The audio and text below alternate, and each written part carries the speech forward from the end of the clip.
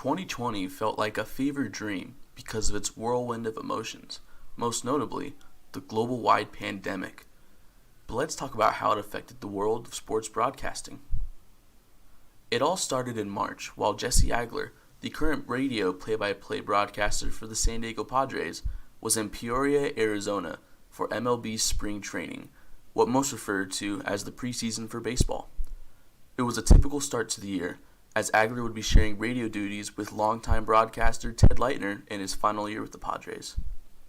It was a normal start to the spring season, and as Agler mentions, it was crazy. I mean, it's funny because we've talked about it amongst ourselves a few times. It's not like kind of otherworldly it was. And I'm sure it's the same for everybody, whose lives and jobs, school, or whatever was impacted at the time. But, we were there, we were at spring training, and it was like totally normal, kind of going through it. And then all of a sudden it was like, all right, they're going to cancel the games tomorrow.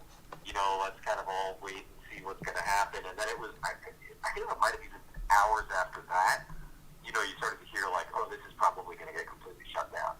And I can remember standing in the living room of my spring training apartment and getting a call from our director of broadcasting. And he's like, yeah, you can probably head back to San Diego if you like. And I was like, really? He's like, yeah. I was like, okay. I packed up all my stuff and drove back to San Diego, and it was just sort of like snap of a finger. It went from all right, we're not going to play tomorrow to maybe we're not going to play for a couple of days to, oh, I don't know when we're going to play again. And it felt like all that happened in just a few hours. And just like that, we had started a 2+ year global pandemic. Once the MLB had decided it was safe enough to play baseball again, it was already July, which is usually smack dab in the middle of the regular season. But not this year. July was the start of a 60-game mini-season, which is nothing compared to the regular 162-game season. With this late start, there were some new policies. For one, no fans were allowed in the stands all the way until the 2021 season. And only the team could travel to and from games, so broadcasters were forced to call away games back at their home ballpark. And at the start of the 2022 season, broadcasters are allowed to travel again.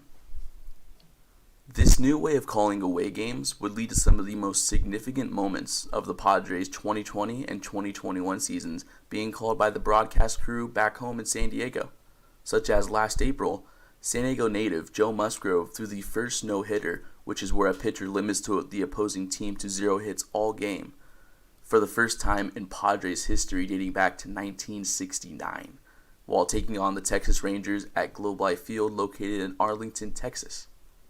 Mark Grant, who is currently in his 27th season as the Padres color commentator and a former pitcher for the Padres, has been a friend of the Musgrove family for a long time. So witnessing this once-in-a-lifetime moment by his longtime club and a personal friend of his, in San Diego rather than in Texas, had some ups and downs to it. The significant difference between this and 2020 was the fans. The one that sticks out to me is Joe Musgrove no-hitter. Ground ball to shortstop.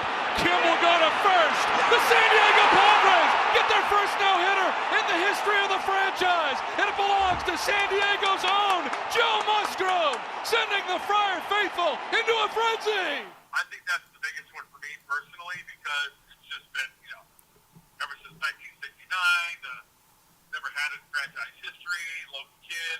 But it was, even though it wasn't at home and it was on the road, we were doing the game off monitors. I got so caught up in the moment and so emotional that it was as if we were there. And I think that goes to show you also to the fans too that were watching. The fans themselves would ask me, "Hey, were you guys in Arlington? Because it seemed like you guys were there." No, we weren't. We were in San Diego, of course. But for me personally, it was almost as if I was there because I was so locked in. We still hear in our headsets. We still hear the crowd noise because they can pipe that in, They pipe in crowd music and stuff like that. But it was obviously there's nothing like being there. It would have been so exciting to see it in person. But it was just as exciting for me because of the magnitude of the event, what happened. Joe, who I've known for a long time, and his family, and being a local kid just made it that much extra special.